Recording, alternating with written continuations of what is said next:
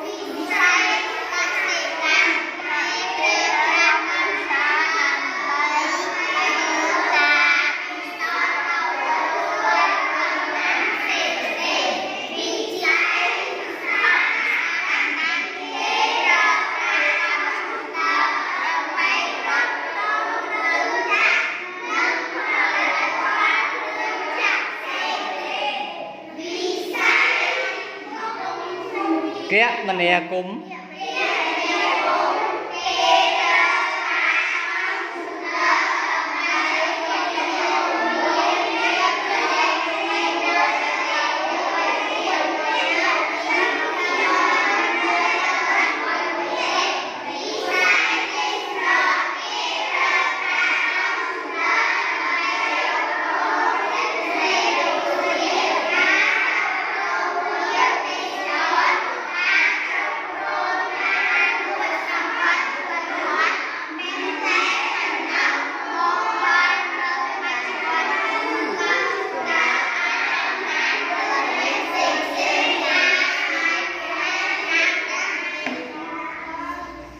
ấy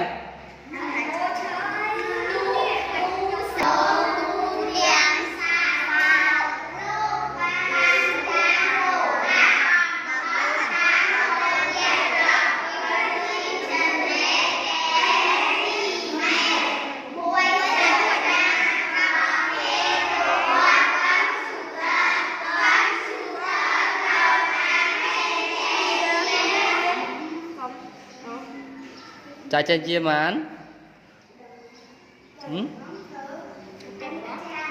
nè nè cái này nè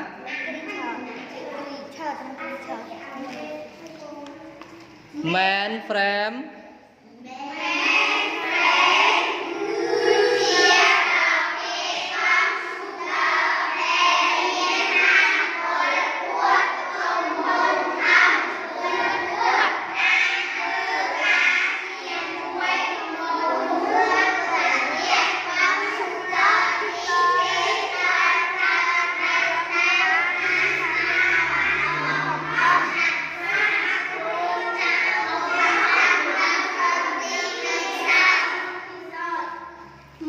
mini computer chia ra cái computer để liên tổng hợp đôi chia mainframe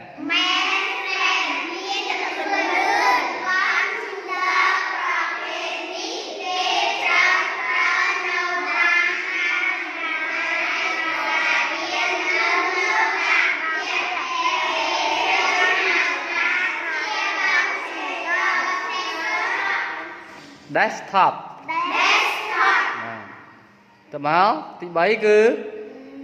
micro ấy đó micro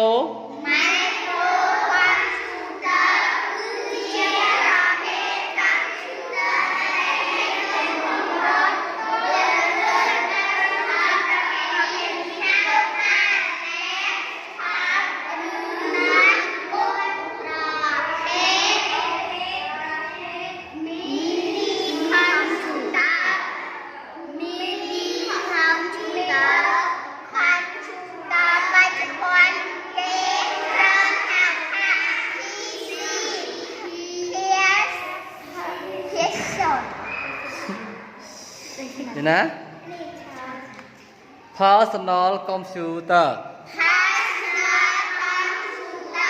រូបភាពទីមួយបង្ហាញពីប្រភេទ computer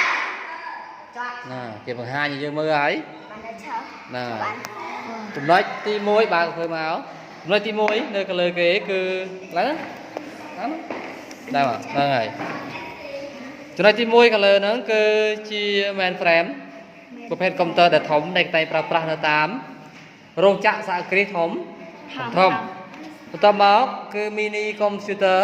ដែលយើងហៅថាជាប្រភេទនៃកុំព្យូទ័រខ្នាតមធ្យមឬយើងហៅថាពួក desktop ដែលដាក់នៅលើតុនេះយើងឃើញទេ Yes នៅកន្លែងគេតែបញ្ចូលទូរស័ព្ទកន្លែងគេបញ្ចូល memory ចម្រៀងអីហ្នឹង